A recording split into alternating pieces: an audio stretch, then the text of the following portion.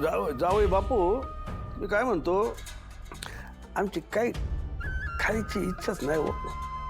जरा जावा ना, पोरी जाऊन सांगा ना, काय खायला आणू नका म्हणा आमच्या. जावा जावा जावा तुम्ही. डॅडी, अहो पोट रिकामं असलं ना मग अन्नावरनं मन उठतं. तुम्ही 2 घास खा म्हणजे बरं वाटेल तुम्हाला. नाही पर हे बायकोचं आमच्या असं झालेलं असताना आम्ही तुमच्याकडे येऊन खायला मागतोय. हे बाहेर लोकांना कळलं तर काय म्हणतील लोक. हा, जावा जावा जावा ना तुम्ही. डॅडी, जे झालं ते झालं, त्यात काय बदल होणार आहे का? पण पुढं काय वाईट होऊ नये म्हणून आपण काळजी घेतली पाहिजे का नाही सांगा बरं. हे बघा, तुम्ही 2 घास खायचं नाही म्हणायचं नाही. राजू, धनू, अरे आणा ना लवकर.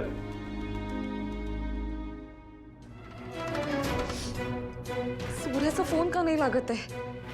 कुठे शोधू आता मी डॅडींना?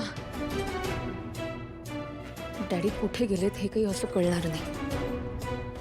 त्यांनी फोन तर नेला असेलच. त्यांच्या फोनवरच कॉल करते.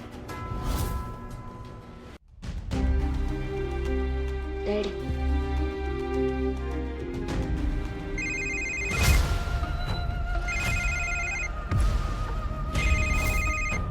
डॅडी, तुम्ही तर मगाशी म्हणलं होतं की फोन नाही तुमच्याकडे.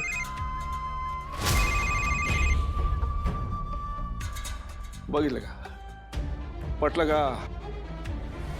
हे असं झालंय आमचं. शालन गेल्यापासून काही ध्यानात राहिलेलं नाही आम्हाला. हे काय करतोय काय नाही काय कळनाच झालंय आम्हाला. बरं डॅडी, उचला की फोन. वहिनीचं असेल, तिकडे सगळे काळजी करत असतील. हा हा, हे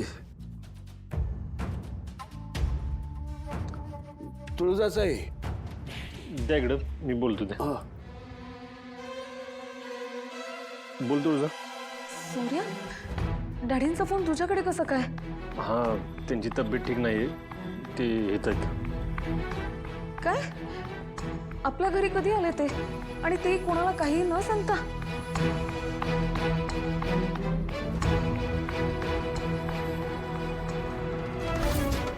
अगं, ते जरा भांबोलीसारखं वागतंय. हे जे काय झालं ते पचायला जड जाते त्यांना.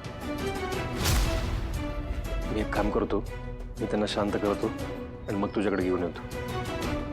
ठीक आहे. बरं, तुझा फोन कुठे आहे आणि तू लागत का नाहीये? कुठे ठेवलायस तू तो फोन? अगं, चार्जिंगला लावला आता. या सगळ्या गडबडीत बंद पडलाय. सूर्या, मला ना काहीतरी चुकतंय असं वाटतंय रे. तू एक काम कर, तुझा फोन सुरू कर